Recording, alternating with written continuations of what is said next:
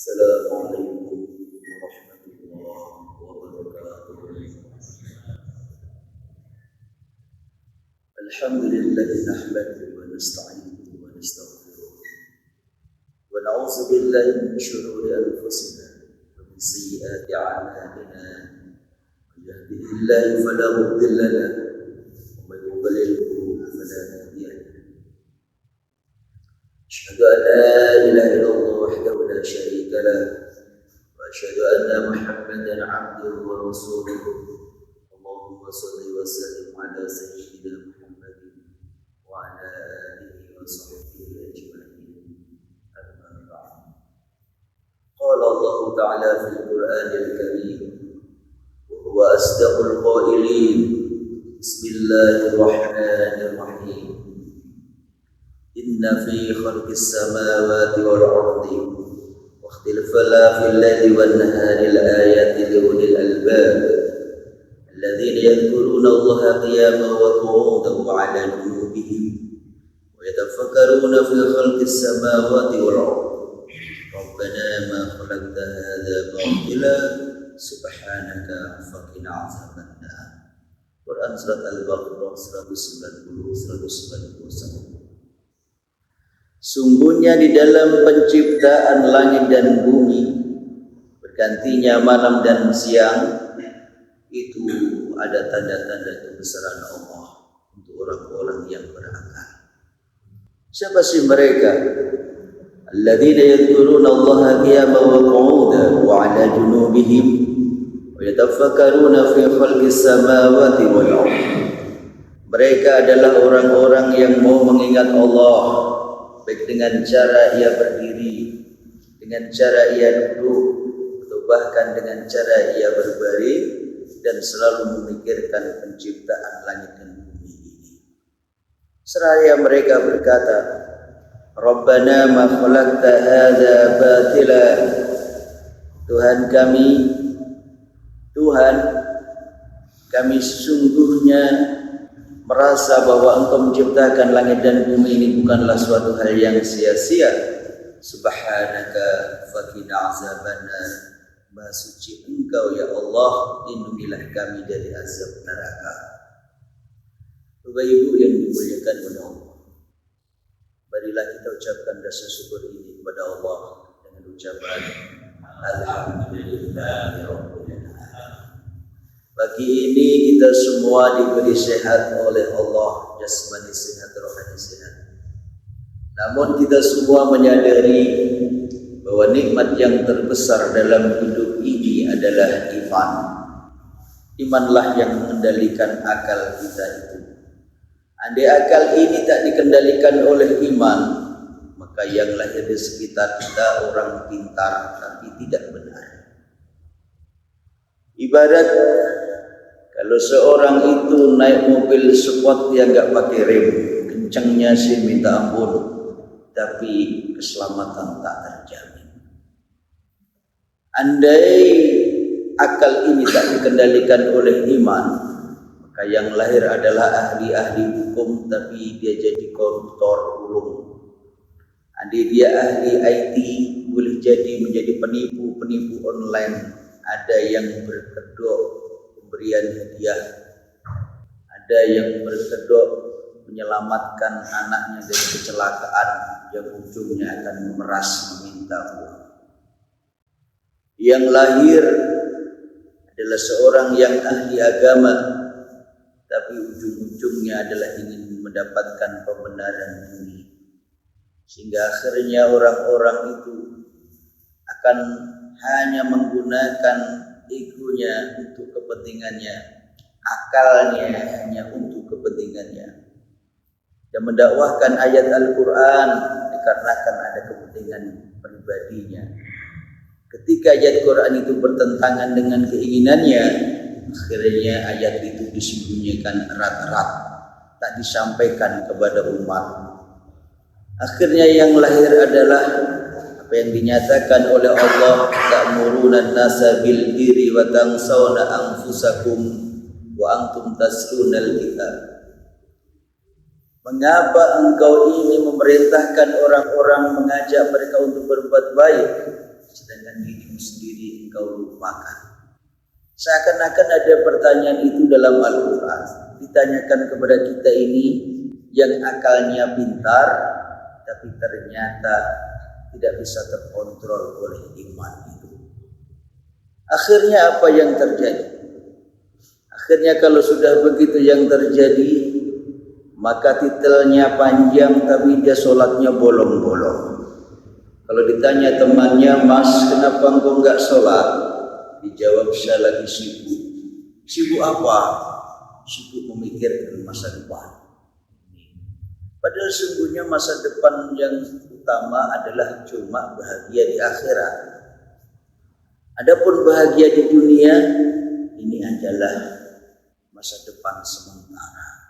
Adapun masa depan yang terakhir yang sesungguhnya kekal adalah bahagia di akhirat. Ini yang terkadang dilupakan.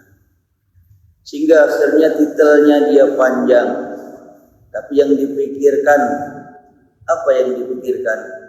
Hanyalah untuk memenangkan menuruti hawa nafsunya. Jadi situlah sehingga manusia ini lupa bahwa Allah itu pernah menyindir manusia. Afara'aita man ittakhadha hawahu ilahan hawa. Apakah kalian ini pernah melihat manusia yang dia menjadikan hawa nafsunya sebagai Tuhan? Maka di sini dia cerdas, di sini dia pintar, dia pandai, tapi kepandaiannya hanya digunakan sebagai alat untuk mencari pembenaran dirinya. Padahal sungguhnya kepandaian itu, kecerdasan itu kalau terkontrol oleh iman, maka akan menjadikan dia orang-orang yang benar.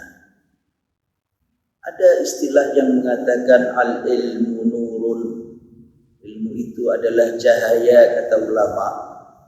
Bukan hadis, dia kata ulama, bahasa-bahasa indahlah, bahasa mutiara, bahasa jagal. Ilmu itu adalah cahaya. Dengan bahasa lain, ilmu itu seperti lampu, kata ulama itu. Andai dia diarahkan ke jalan, tentu akan membawa seorang kepada jalan Allah yang benar. Tapi andai lampu itu diarahkan ke jurang, menjadikan orang terjungkal dan binasa di sana. Jadi kalau memang ilmu itu baik, maka tentu akan membawa seorang itu kepada jalan Allah. Tapi andai akal itu dipergunakan tidak baik, maka akan menjadikan dia ke jalan syaitan. Kalau sudah begitu, maka repotlah orang-orang yang ada di sekitarnya itu. Karena Allah itu berfirman, "Wala talbisul haqqo bil batil wa taktumul haqqo wa antum ta'lamun." Jangan engkau campurkan antara yang hak dengan yang batil. Kalau sudah yang hak dengan yang batil campur, ustadz sana bilang ini halal, ustadz sini bilang ini haram, ustadz yang jauh sana bilangnya makruh, maka kita umat ini bingung mau pilih yang mana. Karena kan bingung, akhirnya ditinggalkan sajalah katanya. Dulu Rasulullah ini pernah jalan-jalan putar-putar Madinah mau olahraga. Lalu kemudian di jalan ada sebutir kurma matang pohon, sudah siap untuk disantap, pasti manis segar gratis pula. Rasul ini berhenti sejenak. Dalam pikiran Rasul bilang, ini enggak dimakan, enggak diambil, mubazir. Nanti khawatir ada orang lewat injak pula. Tapi kalau ini saya makan, saya ambil, ini bukan milik saya, kata Rasul. Nah, ini lebih menakutkan lagi nanti pertanggungjawabnya di hadapan Allah. Dipandang terus sama Rasul. Akhirnya apa yang terjadi? Rasul tidak mengambilnya, tidak memakannya. Lalu Rasul mengatakan, "Da'ma yaribuk," tinggalkanlah hal-hal yang meragukan dirimu itu. Jadi kalau kita ini ada umat ini dia bingung, karena satu ulama dia bilang ini halal, yang satu bilang haram, yang jauh sana bilang makruh. Lalu umat akhirnya di tengah kebingungannya itu dia pun tak melakukan apa-apa atau bahkan meninggalkan meninggalkannya. Maka ini hal yang biasa. Bapak Ibu yang dimuliakan oleh Allah. Kemudian ayat tadi ditutup. Rabbana ma khalaqta hadza batila subhanaka faqina azabannar. Tuhan, maka ketika Engkau ini ciptakan langit bumi siang malam, maka itu tak sia-sia buat kami. Ternyata tak ada manusia yang bisa menciptakan semacam itu. Namun Tuhan, ada satu permintaan kami yang tak terlepas dari akal manusia itu, adalah Maha Suci Engkau ya Allah, lindungilah kami ini dari azab neraka. Ternyata akal yang sehat yang kita miliki ini bisa melindungi manusia ini dari neraka. Maka pergunakanlah akal sebaik-baiknya ini hanya untuk memikirkan sesuatu yang baik, yang hak, yang ma'ruf, yang selalu kita dambakan nanti kelak pahalanya di akhir. Di hari akhir nanti di yaumul hisab, semuanya amal manusia akan ditimbang. Mana yang lebih berat? Apakah yang lebih berat ini yang baik atau bahkan kebalikannya? Maka kaum muslimin, mereka yang selalu mendekatkan diri kepada Allah, selalu berharap amal baiklah yang terberat dalam hidup. Kalau sudah amal berat yang ditimbang, maka tentu manusia akan mendapatkan imbalan dari Allah, yaitu surga, dan dia pun akan dilepaskan dari neraka. Jadi ternyata semuanya itu adalah akal. Jadi kalau akal itu sudah terkontrol oleh iman, keselamatlah manusia. Kalau kita melihat di Al-Quran, orang-orang yang sudah dimasukkan di neraka, lama-lama dia akan menjadi penduduk di sana. Mereka ini curhat. Apa curhat mereka yang sudah di neraka? Gambarkan dalam Al-Quran, wa qalu, mereka ini curhat. Lau kunna nasma'u, jika kami dulu hidup di dunia ini mau mendengar, mau datang ke tausiah, majelis taklim, mau mendengarkan nasihat para ustadz, kiai, orang-orang solih, orang penduduk neraka ini curhatnya. Au nakilu ma, atau kami ini au nakilu, atau kami ini mau menggunakan akal ini dengan sebaik-baiknya, akal yang dikontrol oleh iman. Ma kunna fi ashabis sa'ir, tak mungkinlah kami ini akan menjadi penduduk neraka ini, neraka sa'ir. Jadi mereka ini menyesal ketika sudah masuk neraka. Penyesalannya, kenapa dulu aku enggak mau mendengarkan nasihat yang baik, dinasihati ibuku, nak kalau pergi nak jangan lupa sholat, tak pernah kubirukan. Kemudian dinasihati ayahku, nak kalau ada uang sakumu sisa pemberian ayah, jangan lupa kau masukkan kotak masjid. Itu pun tak pernah dilakukan.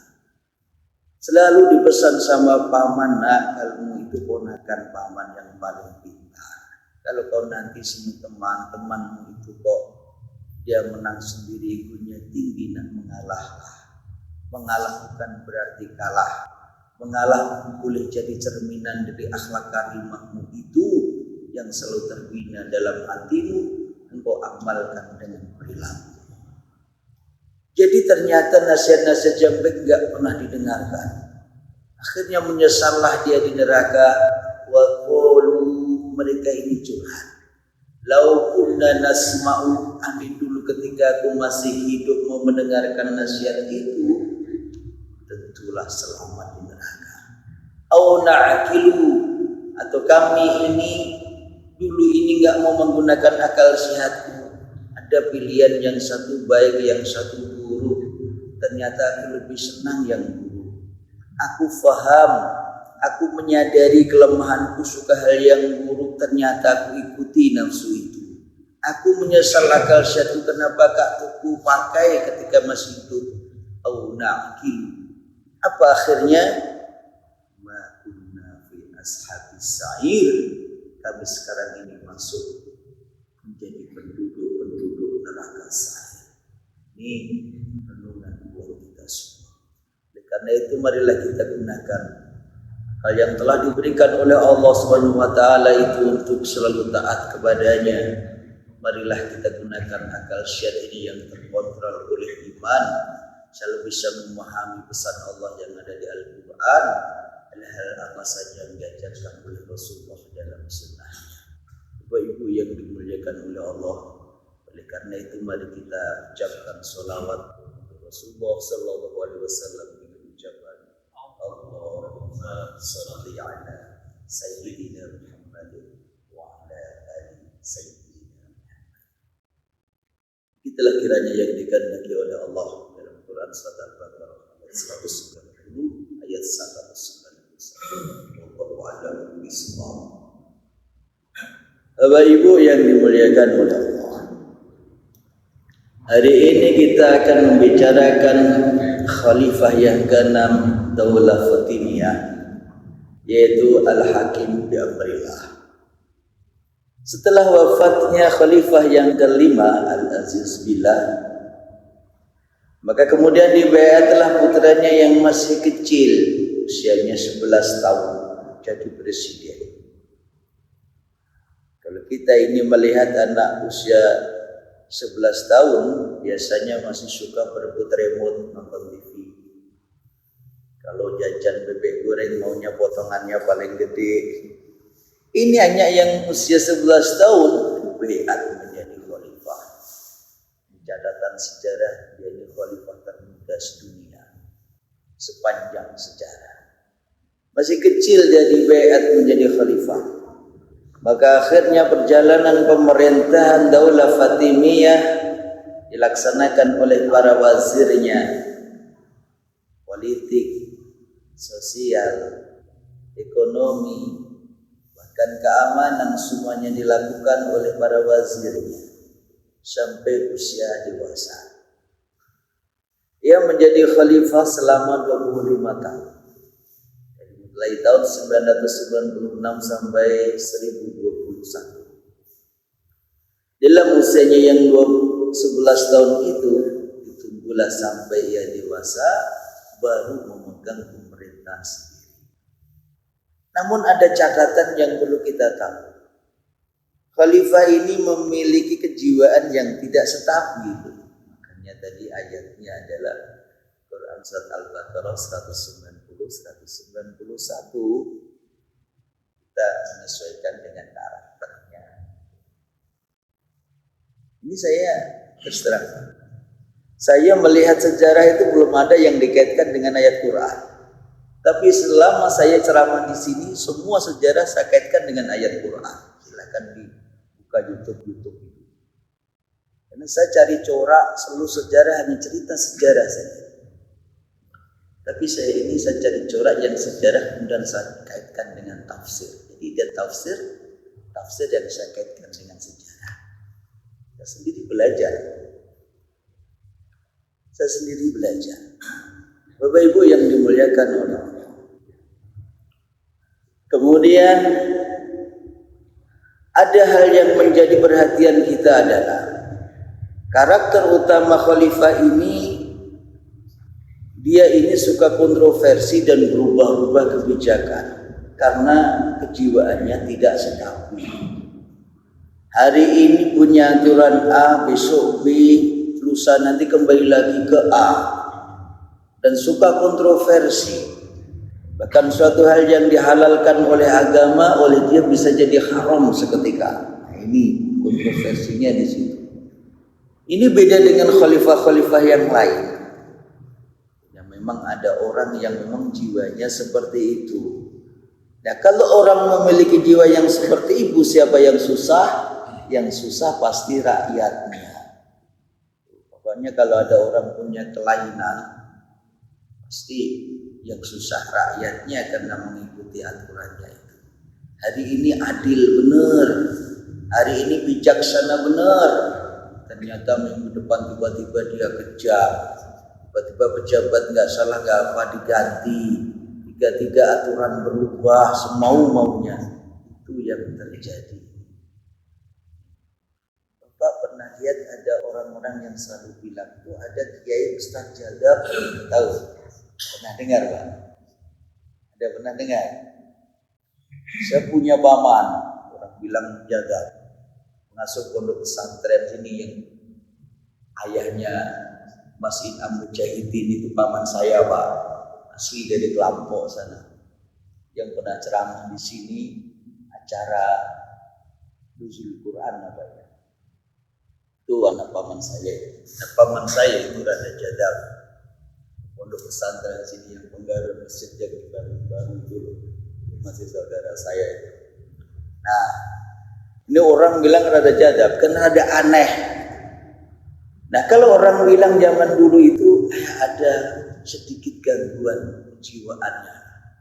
Kalau dalam tasawuf bilang jadab itu ketika seorang benar-benar dia seperti Allah, istilahnya tasawufnya falsafi. Seakan-akan Allah itu dalam dirinya penuh, sehingga akhirnya ketika seorang mencapai kepada sananya, orang bilang itu maka keluarlah kalimat-kalimat yang tidak sepantasnya diucapkan manusia biasa. Nah, ini kelakuan seperti ini terjadi di khalifah yang namanya Al-Hakim bi Amrillah. Akhirnya karena dia seorang pemimpin negara, maka akhirnya rakyatnya ini jadi susah untuk mengikuti aturannya. Tapi kita mengingat bahwa Allah pernah berfirman bahwa suatu waktu rakyat ini, umat ini akan diuji dengan kelakuan dolim pemimpinnya. Gitu. Wa kadzalika nuwalli, bilang Allah berfirman dalam Quran. Demikian pula wa kadzalika nuwalli ba'dadh dhalimina ba'dan. Ketika seorang itu dia menjadi pemimpin, tapi dia zalim, jadi pemimpin untuk umatnya, maka ini merupakan ujian buat rakyat. Ada yang kayak gitu. Lalu orang ini bertanya, bagaimana sih cara menghadapi seorang pemimpin yang zalim itu? Yang pertama, jangan ikut-ikut melakukan kezaliman. Jadi kalau ada pemimpin yang zalim, jangan kita langsung mengimbangi kezaliman. Nanti berbenturlah zalim dengan kezaliman. Tidak ada habisnya kalau begitu, seperti dendam.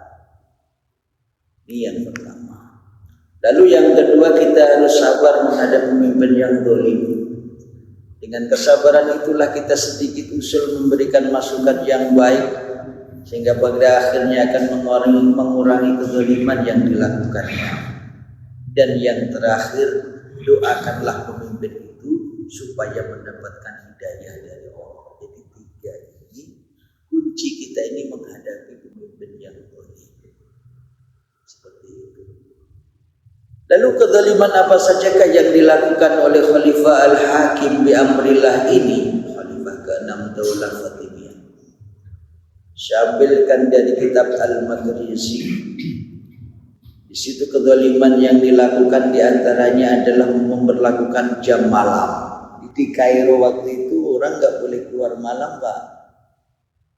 Malam hari itu mau tongkrong kopi nggak ada, angkringan buka nggak ada.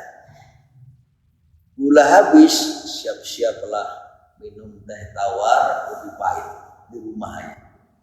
Kenapa? Karena diperlakukan jam malam, patroli, tentara ada seliweran sana sini. Mana lihat ada orang keluar ditangkap, disanksi. Kalau nampak dia kesalahannya besar, bisa dipenjara itu, besok nggak ketemu anak istrinya. Diperlakukan jam malam. Ini nggak masuk akal. Jadi kota Kairo malam hari sepi waktu itu pada masa Al-Hakim bi Amrillah. Makanya saya bilang dia selalu buat aturan, yang aturan itu tak masuk akal manusia, susah dimengerti, susah dipahami. Makanya kalau kita punya kiai jadab, kita santrinya itu kan susah mengikuti, karena beda gitu. Sama dengan kita ini punya pemimpin. Kalau pemimpin kita ini akalnya kurang stabil, mana kita rakyat ini mau bisa mengikuti? Susah. Lalu juga di antara aturannya melarang perempuan keluar rumah. Kalau ibu-ibu ini mau nge-mall nggak bisa. Perempuan-perempuan di Kairo waktu itu mau pergi ke pasar belanja nggak bisa. Mau liburan tahun baru nggak bisa. Mau piknik nggak bisa. Di orang-orang Kairo kurang piknik ibu-ibu waktu di rumah aja.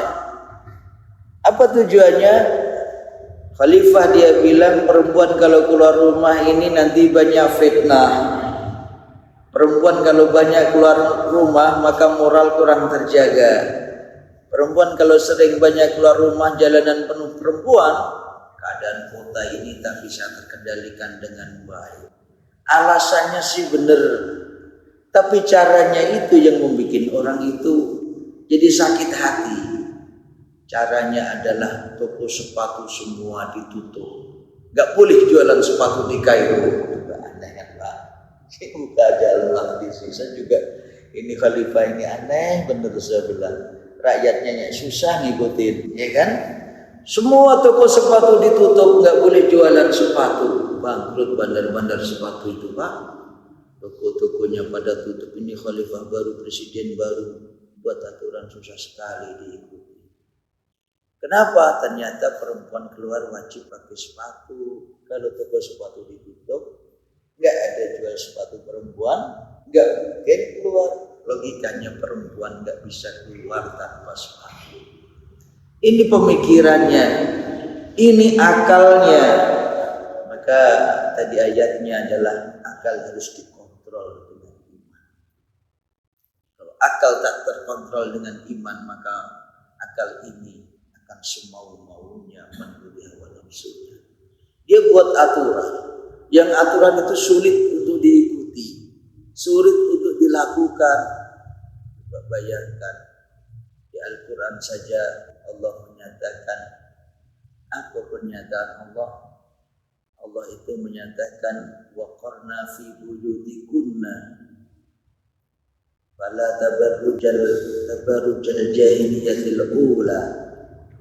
Perempuan itu yang dimaksudkan keluar rumah itu boleh, yang tidak boleh itu ketika perempuan membuka aurat seperti zamannya dulu perempuan-perempuan jahiliyah. Apa yang dilakukan jahiliyah? Kalau dia berpakaian dadanya kelihatan, punggungnya kelihatan, pakaiannya dia tipis, dia sama dengan lentok tubuhnya. Ini pakaian yang dipakai oleh perempuan jahiliyah. Digambarkan Al-Quran itu perempuan ini boleh keluar rumah, boleh dia pergi piknik tahun baru, boleh ke mall dia belanja, boleh ke pasar dia beli sayuran, boleh dia jalan-jalan sehat keliling Pelamongan Indah bebas. Tapi yang dijaga adalah jangan sampai aurat itu tidak tertutup. Aurat itu harus terjaga dengan baik. Itu yang. Jadi kalau khalifah membuat aturan perempuan ini keluar rumah dilarang, ini sama saja dia mengharamkan perempuan keluar rumah. Padahal Allah tidak mengharamkan itu. Aturan-aturan yang dibuat oleh Khalifah Al-Hakim bi Amrillah ini bikin rakyat susah untuk mengikuti. Selain itu pula dia buat peraturan ada beberapa makanan yang dilarang. Di antaranya adalah sayuran yang namanya muluhiyah dilarang, diharamkan oleh Khalifah. Jangan ada pedagang sayur jual muluhiyah.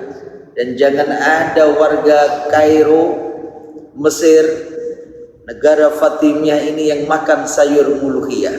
Kalau ada mereka yang melakukan itu, siap ditangkap, diadili, jebloskan ke penjara. Coba bayangkan, hanya karena sayur. Muluhiyah ini bayam. bayem.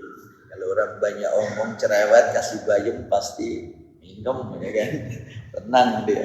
Maka bayem ini yang murah, ya kan, mudah didapat, bergizi tinggi dilarang. Orang-orang Kairo makan nasi pakai lauk, tidak pakai sayur gara-gara khalifah ini. Bapak Ibu yang dimuliakan Allah. Jadi kalau orang Mesir itu makan sarapan pagi kayak gini, udah sarapan pagi. Sarapan pagi pakainya ish. Ish itu kayak roti bulat. Bapak tulis YouTube, buka YouTube, tulis ish, akan keluar dia kayak roti lebar bulat gitu dari gandum, ya. Nanti dia makannya pakai full, pakai telur terus biasanya kalau pagi.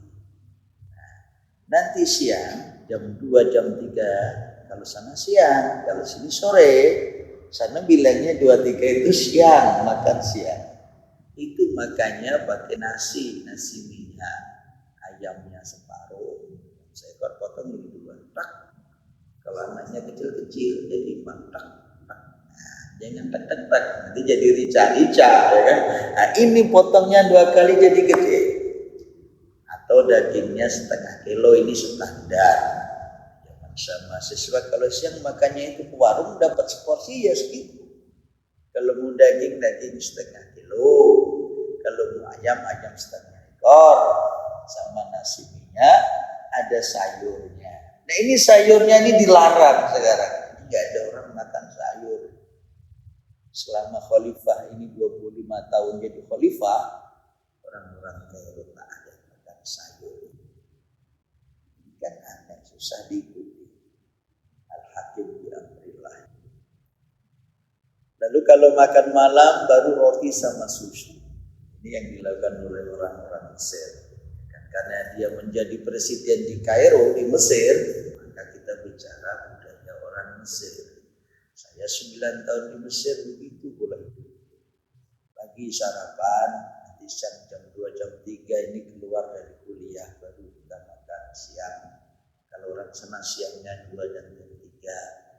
Baru malam kita makan roti sama susu, baru kita itu yang biasa kita lakukan. Jadi budayanya pas kita sesuaikan. Nah ini sayur ini dilarang. Akhirnya kan merepotkan semua pedagang sayur juga gulung tikar. Mereka yang biasa makan sayur tubuhnya seger, ini jadi nggak makan sayur. Aturan presiden kok seperti ini, susah rakyat ikutin itu. Ada juga yang ikan ini sebagian dilarang. Yang dilarang adalah dalam Al-Makriji disebutkan namanya kormut. Kormut itu kalau orang Mesir bilangnya armut. Qaf itu dibaca alif. Kormut jadi armut. Kalau qalbi, hati di manusia, perasaan itu jadi albi. Jadi kalau ya albi itu cintaku, sayangku, ya albi. Itu kalau Mesir, kan kita ini bicara Mesir. Kalau Saudi jadi ki, ya kalbi. Begitu. Kalau ini albi, ya kalbi. Kalau Saudi, Mesir albi. Karena kita ini bicara Mesir, maka kormut itu bacanya armut, ternyata lele dia artinya. Karena nggak punya sisik. Dia bilang ikan yang tak bersisik haram katanya. Nah ini adalah fatwa-fatwa khalifah. Ini jadi aturan negara. Akhirnya ikan lele itu berserakan di mana-mana, nggak ada yang makan. Kenapa? Sekali makan lele, ingatlah kau bisa masuk sel urusan sama hukum, urusan sama negara. Kau tak ketemu anak istrimu kau gara-gara lele. Nggak ada orang makan lele. 25 tahun tidak ada orang makan lele pada masa Khalifah Al-Hakim yang itu. Tidak hanya itu, buah-buahan pun ada yang dilarang. Anggur dilarang. Coba dari zaman Al-Quran diturunkan itu. Wa minan nahli wal a'nabi tatakhiduna minhu sakara wa rizqan hasana. Dan dari kurma, nahli wal a'nab dan anggur, Anggur itu sudah disebut-sebut dalam Al-Quran. Minan nahli wal a'nabi tattakhiduna minhu syakara wa rizqan hasana. Kurma kalau kau buat menjadi makanan yang bikin kau mabuk, bisa. Anggur kalau kau bikin minuman yang memabukkan, bisa. Lihat di Spanyol itu, orang itu membuat gerobak besar, dibuat penggilingan besar di atas gerobak. Perempuan cantik-cantik menari di sana menginjak-injak anggur. Sedikit dipermentasi, maka kemudian keran dibuka, anggur itu sudah menjadi minuman yang sekali teguk dia bisa melayang ke angkasa. Ini bisa memabukkan. Tapi kalau anggur dihidangkan di meja, habis makan, disantap, bisa jadi makanan sehat. Nah ini. Tapi oleh Khalifah Al-Hakim, air. Anggur jangan ada yang makan. Kairo 25 tahun gak ada yang makan anggur. Hati-hati kalau punya kebun anggur, segera ditebang. Penebangan besar-besaran anggur itu. Padahal pohon anggur ini sekali tanam seumur hidup, terkadang umurnya lebih panjang dari usia manusia yang menanamnya. Bapak mau coba pulang nanam anggur, tunggu sampai buah, sampai bapak nanti Tuhan laporan sama kita, Pak, ini anggur masih hidup terus, saya sudah sakit-sakitannya. Nanti bapak coba usianya dulu kuat mana panjang mana usia kita sama pohon anggur. Kalau di Arab ini terkenal kau menanam pohon anggur, kau akan panen selama-lamanya. Bisa kau wariskan kepada anak cucumu pohon anggur. Tidak beda dengan kelapa. Boleh jadi lebih kuat pohon anggur meskipun kecil batangnya. Banyak istilah di sana. Bahkan ada orang yang bilang pohon kurma, oh lebih kuat pohon anggur daripada pohon kurma. Pohon kurma boleh jadi 50-60 tahun dia akan mati. Tapi pohon anggur boleh jadi lebih dari 100 tahun dan masih kuat bertahan hidup. Asal masih ada akarnya, masih akan keluar tunasnya. Itu istilah orang Arab. Ini ternyata ada penebangan besar-besaran pohon anggur. Dipaksa yang punya kebun anggur silahkan ditebangi mulai sekarang. Karena siapa yang mengkonsumsi anggur siap-siaplah di penjara. Kan sangat dahsyat. Ini aturan-aturan ini dibuat oleh Al-Hakim bi amrillah, sehingga akhirnya susah untuk dimengerti oleh akal, susah untuk dipahami oleh hati rakyat Mesir pada saat itu. Ini menjadikan rakyat ini menderita. Oleh karena itu kalau kita ini melihat, oh kita ini memiliki calon pemimpin-pemimpin, maka pilihlah pemimpin itu yang dia ini memiliki akal yang bisa terkontrol oleh imannya. Tapi kalau nampak seorang pemimpin ini tak bisa terkontrol oleh imannya, akalnya ini neko-neko, maka tak usahlah engkau pilih. Lalu orang bilang, kenapa harus begitu?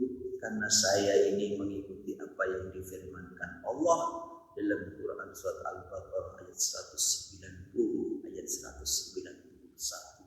Mohon maaf tidak bisa memilih Anda karena penilaian saya akalmu tak bisa terkontrol oleh iman.